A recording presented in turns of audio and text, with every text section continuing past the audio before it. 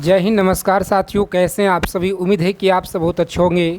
देखिए, आज के इस क्लास में हम आप सभी के लिए लेकर आए हैं बिहार पुलिस में जो आपके प्रीवियस ईयर में सबसे ज़्यादा सवाल पूछे गए हैं। और इस बार आप लोग का जो एग्ज़ाम है 16 से लेकर के 3 अगस्त तक जो आप लोग का एग्ज़ाम चलने वाला है। और किसी भी डेट में अगर आपका एग्ज़ाम है तो प्यारे साथियों, आज की इस क्लास में जो भी क्वेश्चन आपके लिए लेकर आए हैं, इसी क्लास से आपके शिफ्ट में भर भर के सवाल आपको मिलेंगे।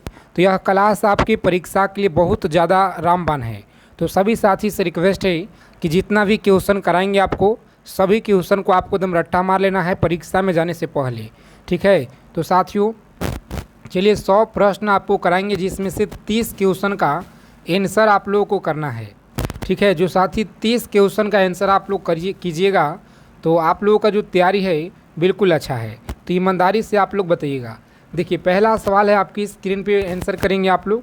और आगे चलने से पहले एक छोटा सा आप सभी से रिक्वेस्ट है कि जितने भी साथी चैनल पर अगर पहली बार जुड़े हुए हैं तो चैनल को आप लोग सब्सक्राइब करके और नोटिफिकेशन बेल आइकन ऑल पे ज़रूर सेव कर लेंगे। बताइए, संघ लोक सेवा आयोग के कामकाज का विवरण क्या है?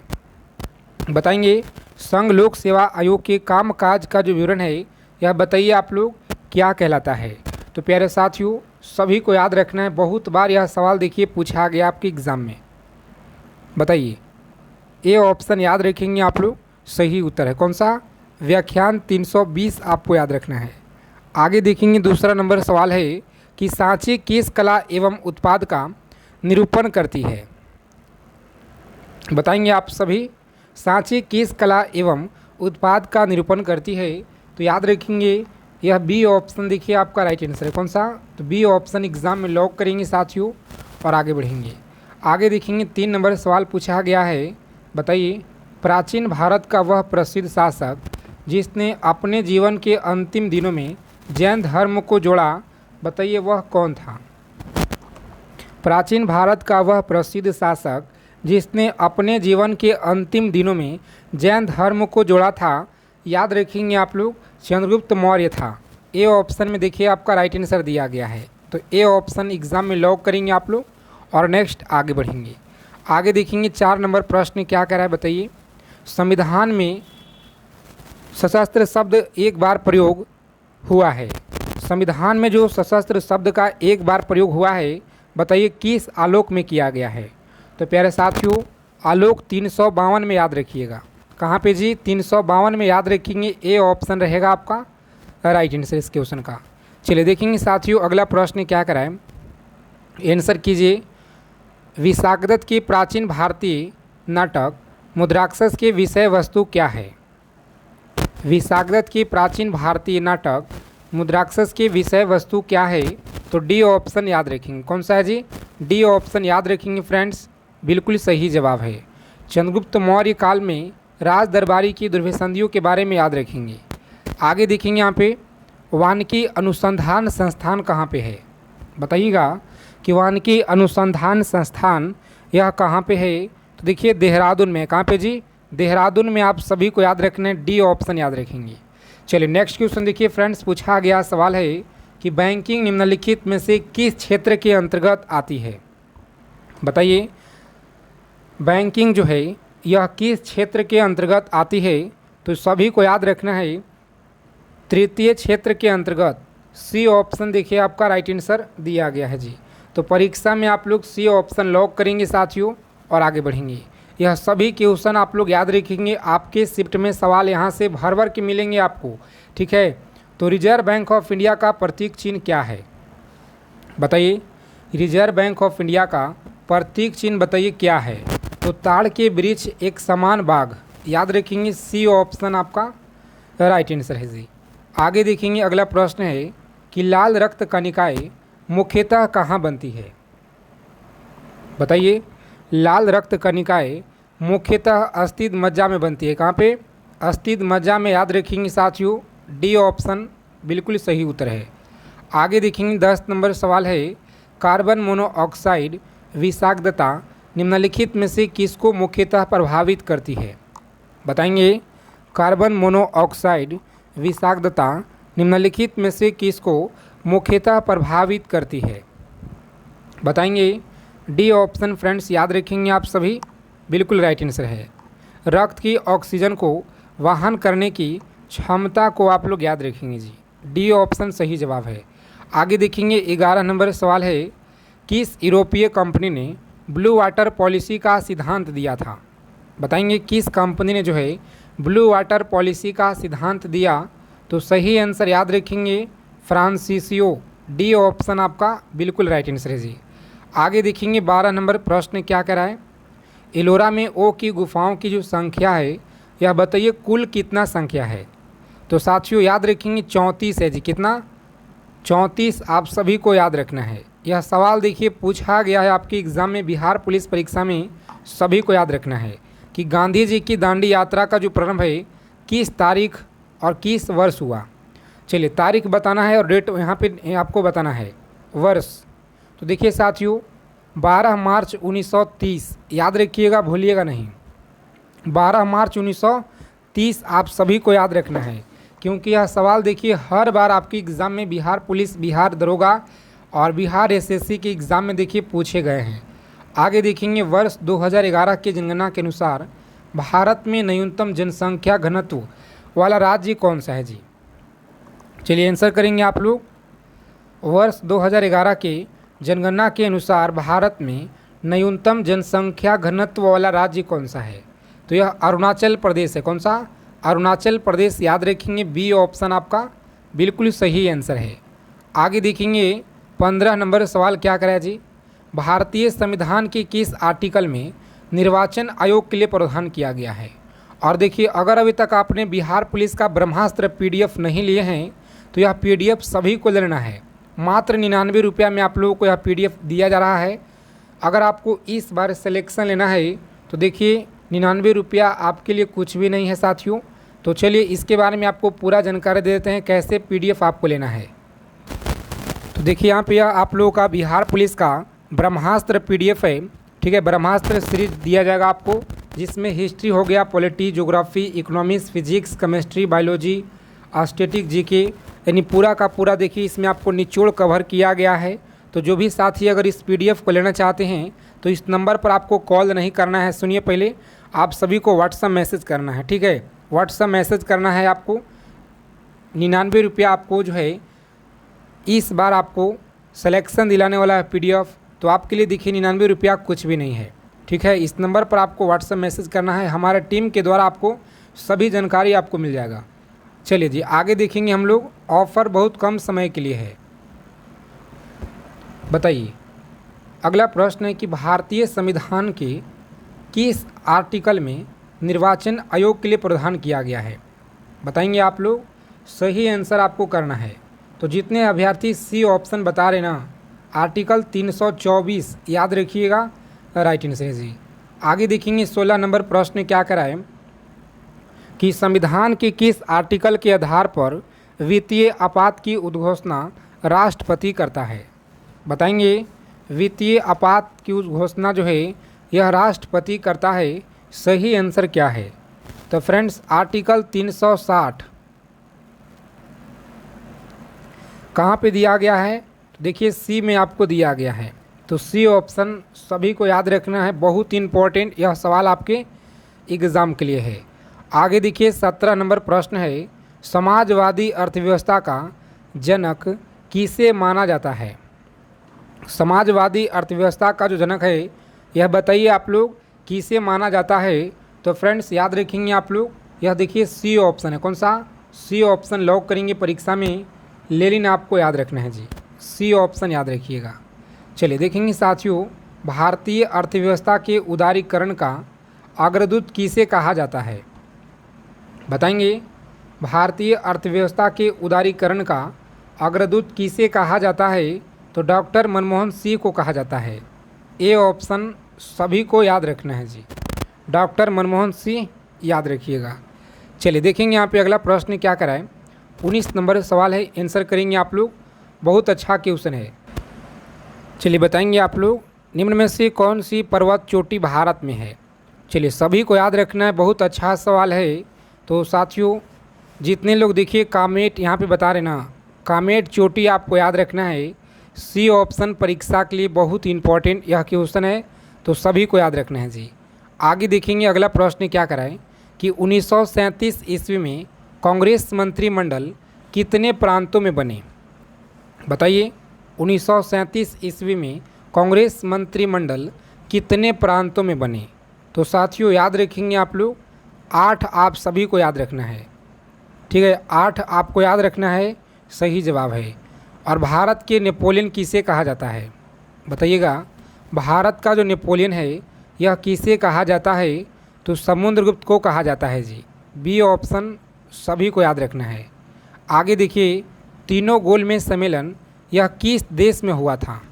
तीनों गोलमेज सम्मेलन आपको याद रखना है, यह कब हुआ, तो फ्रेंड्स याद रखेंगे डी ऑप्शन, कब है जी, तो ब्रिटेन आपको याद रखना है, ब्रिटेन में हुआ था, यह सही उत्तर है।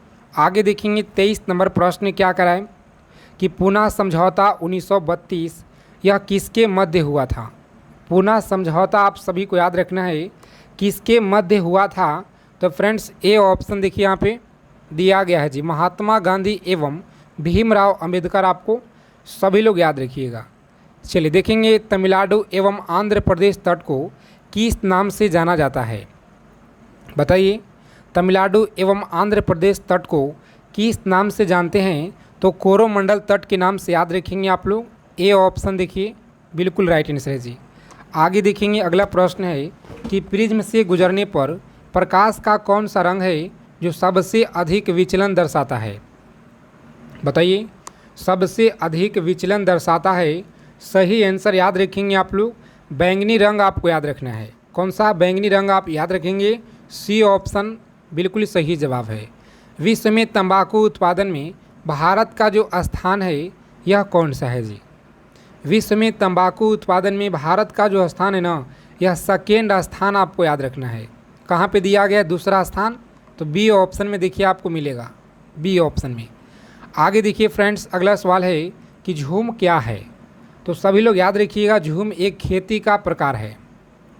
देखिए खेती का एक प्रकार है, सी ऑप्शन में आपको दिया गया है।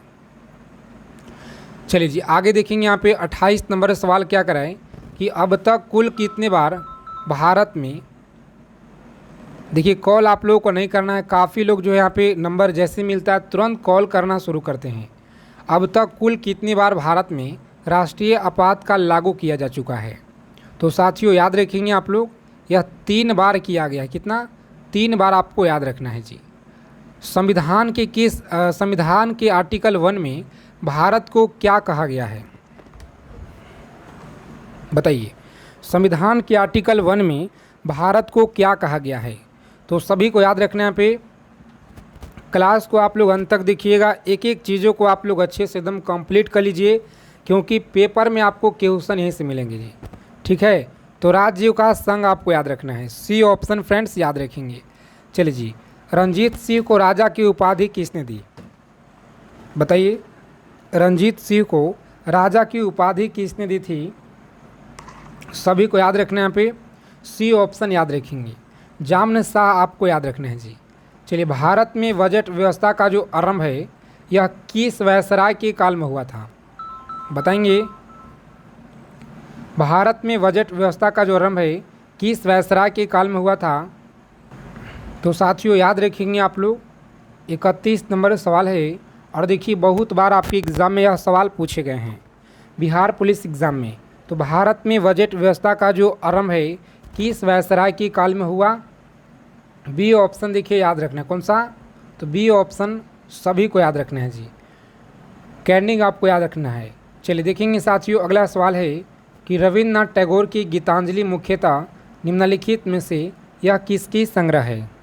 बताएंगे रविन्द्रनाथ टैगोर की गीतांजलि मुख्यतः निम्नलिखित में से किसकी संग्रह है, तो याद रखेंगे आप लोग यह कविता का संग्रह है। किसका जी, कविता के याद रखेंगे आप लोग, बी ऑप्शन फ्रेंड्स बिल्कुल सही जवाब है।